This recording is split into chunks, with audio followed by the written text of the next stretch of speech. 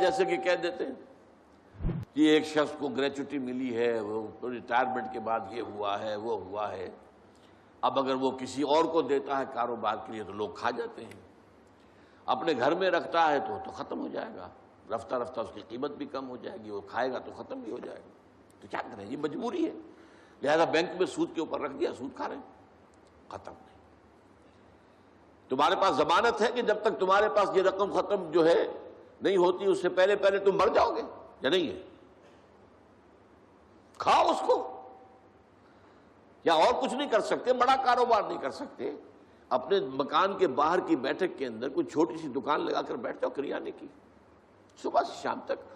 گزارے کے مطابق مل جائے، محنت کرو، ریٹائرمنٹ کے بعد بھی یہ کام تو کر سکتے، اور نہیں تو چیو جو کچھ بھی ہے تمہارے پاس جمع پونجی اسے کھاؤ، اس کے بعد اللہ پر توکل رکھو، رزق جو ہے اللہ کے ذمے ہے، کیا پتہ اس پیسے کے ختم ہونے سے پہلے ہی تمہاری موت آ جائے اور تمہیں جو ہے اکل حرام جو ہے اس کی طرف نہ جانا پڑے،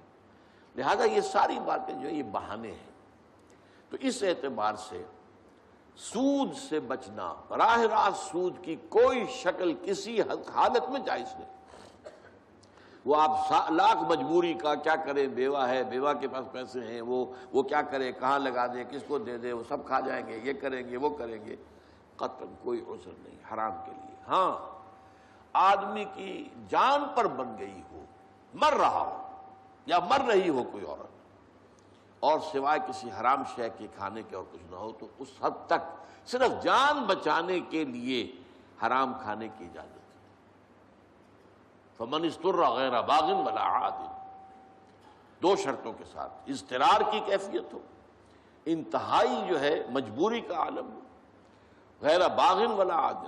اس کی طرف خود کوئی دل میں تمنا نہ ہو، عارضی نہ ہو، یہ نہ ہو کہ خواہش بھی ہو حرام کھانے کی، اور یہ کہ جو کم سے کم مقدار ضروری ہے جان بچانے کی اس سے آگے بڑھے بھی نہیں، یہ دو شرطیں پوری کی ہوں تو حرام کھا کی اجازت ہے۔ اللہ تعالیٰ معاف فرما دے۔